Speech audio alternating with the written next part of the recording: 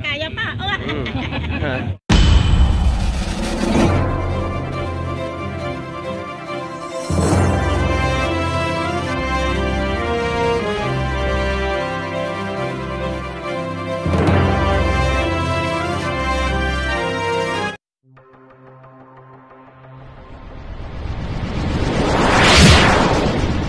Trupang Ilonggo. Please subscribe. Namatay doon ay si GB Sebastian. Yung pinakahuli namatay. Dito sa kabilang set para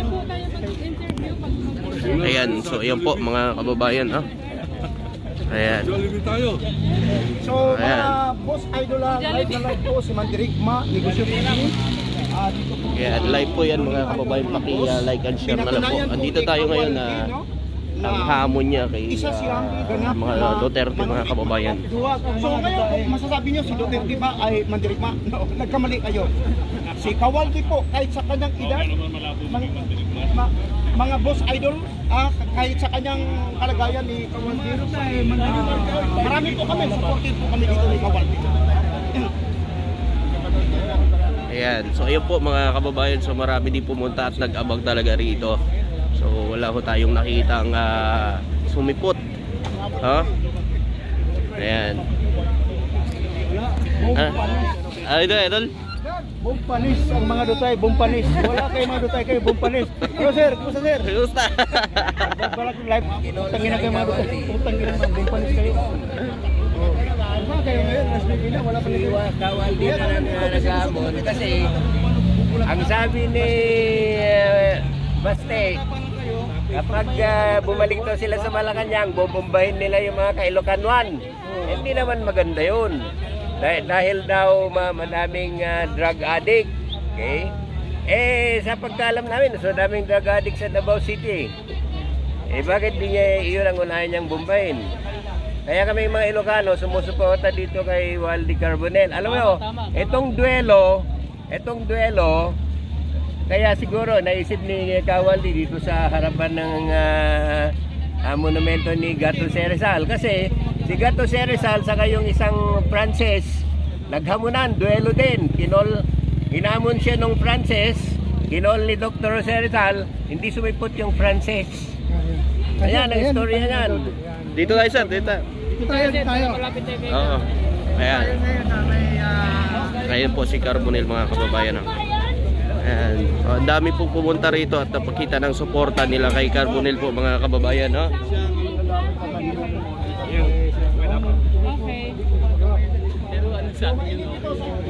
Mainit dito.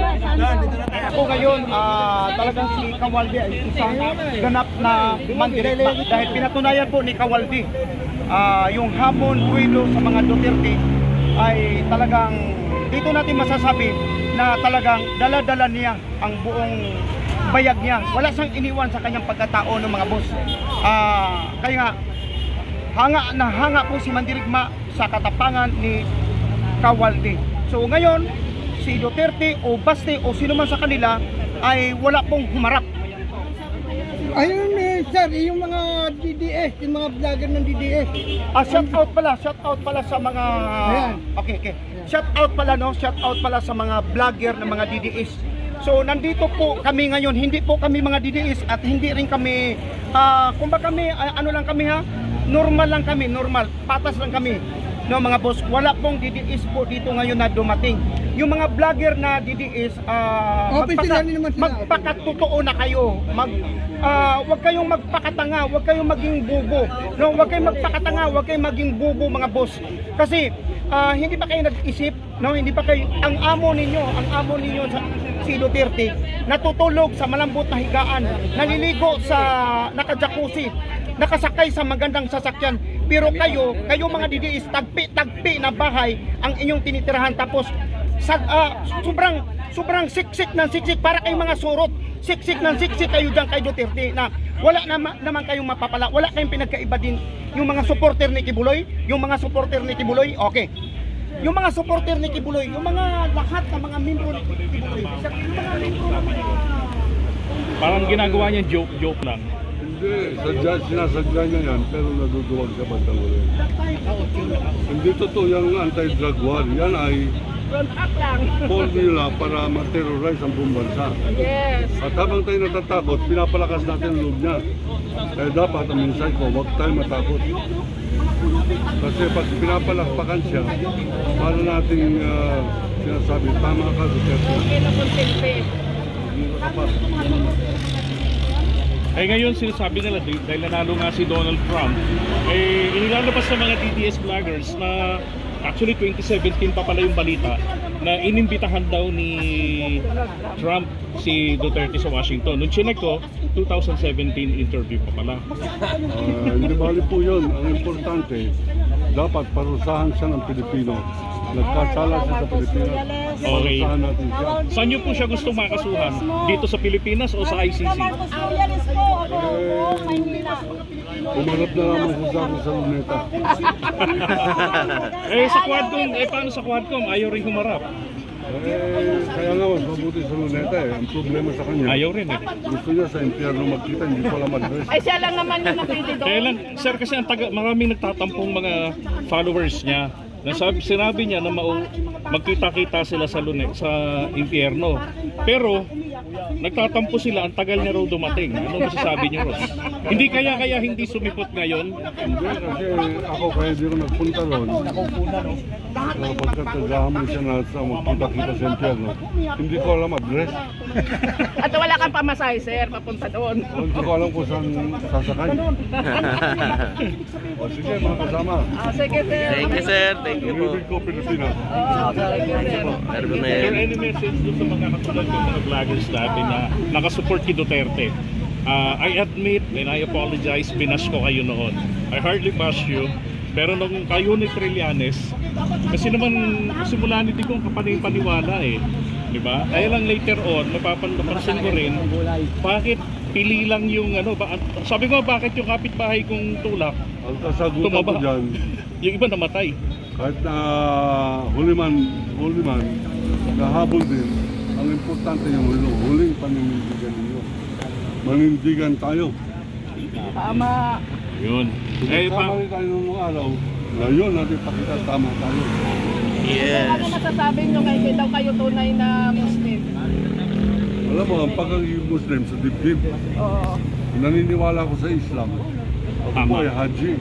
Tama. Hindi po ako nagmumuslim-musliman. Haji po tayo. At wala po akong sinipin kasi ng ibang religion. Isa lamang siguro, yung kikibuloy. Thank you, sir. Thank you po. Maraming salamat. Parang tinumaan si Robin Padilla dun ah. natin maluli. So ayan po mga kababayan, na live po yan ha. Ayan. Oh. Wala ang sumipot. No show. Wala eh. Kunin ko lang yung motor ko. Kunin ko lang yung motor ko. Oh. Saan ba? Wala bang ano dyan? Wala. Wala ano. Maya. Kanila kanino katikit yun? Sino? Si Model to kanila tatapos yan. Model? Tapos mo tinagabi. Ano kanino kayo magiging ticket yun? Ayan, oh. Oh, ayan sa mga ano diyan. Wala eh. Wala pala eh, no? Di pala kumasa eh. Oh, yan po si Carbonil po mga kababayan. Oh.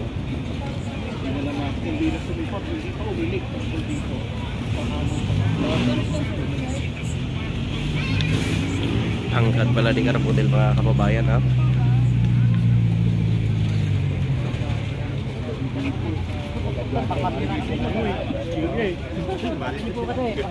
Mas masarap dyan, sweet corn. Yan, live po yan dito tayo sa may Lonita mga kababayan ha. Dapat kaliwanag ang pukpukon. Yan, paki-like and share na lang po ng live na ito mga kababayan. O, yung mga mahilig yan, o ano. O, yan. Akala ko ba matapang yung ano nyo, phone nyo. Ayan. Sana inama ko si Basi suntukan kami, di ba? Mamaya, idol ha. Ano pa punta kayo kuya papunta ka? Hindi nga ng mga payaso. Paggaling, pagkakonto ng Pasay. O, ayan po mga kababayan. 120 yun ah. Napagta kayo.